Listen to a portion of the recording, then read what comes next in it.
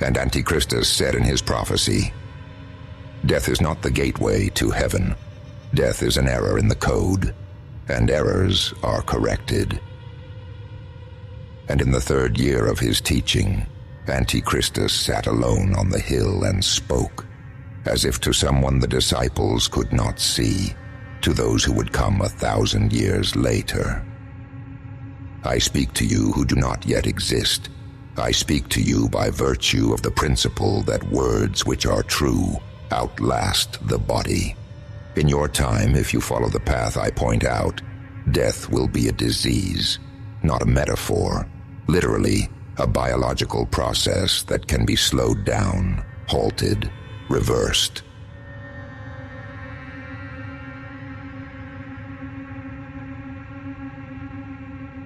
Aging is not God's will. It is the accumulation of DNA damage, the shortening of telomeres, errors in cell replication, the buildup of misfolded proteins, and the destruction of mitochondria. Each of these processes is a mechanism, and any mechanism that we understand, we can repair. There are already organisms that do not age biologically. Hydra vulgaris, the common hydra, shows no signs of aging.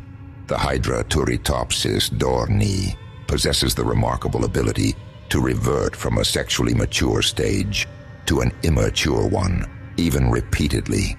This ability makes it biologically immortal.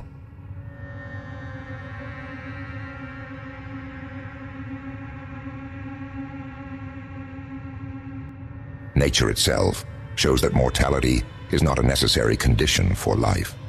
It is one of many evolutionary strategies, but not the only one. Listen, why does religion need your death so much? In the book of Genesis, Yahweh forbids man from the tree of life, immortality, in exactly the same way as the tree of knowledge.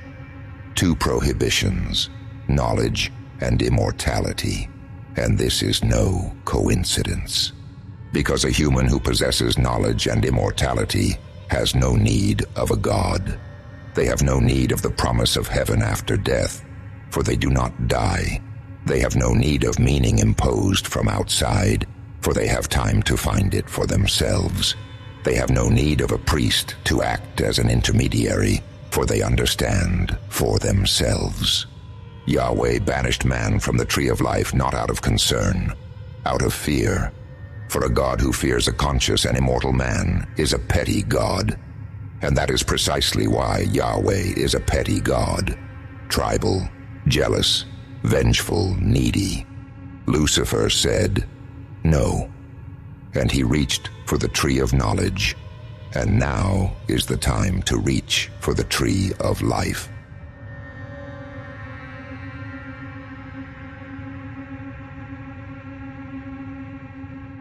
And he continued gazing at the stars. The first path, biotechnology, repairing the mechanisms of aging, gene therapies that lengthen telomeres, enzymes that remove damaged proteins, nanorobots, machines smaller than a cell that patrol the body and repair DNA damage before it has time to accumulate. This is a slow path, but we are already on it.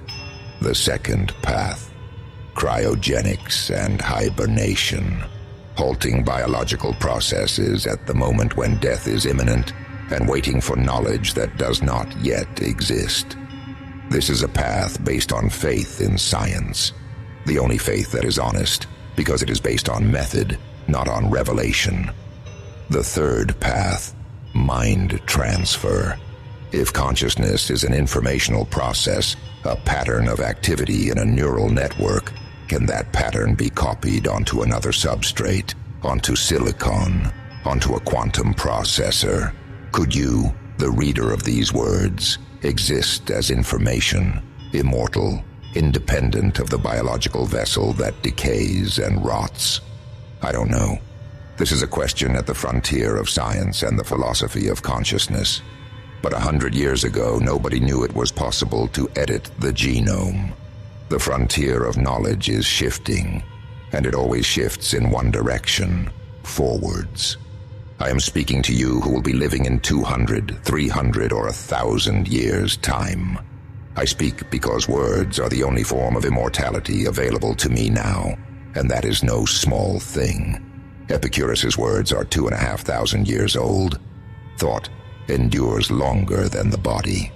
If you follow the path I am pointing out, the path of science treated as a continuation of the Luciferian rebellion, then perhaps you will no longer need words.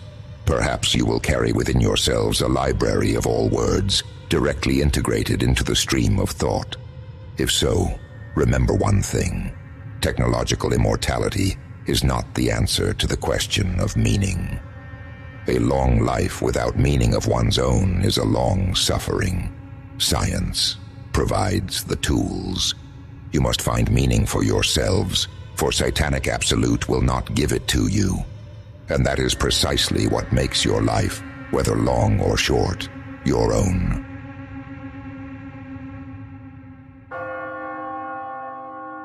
Satana.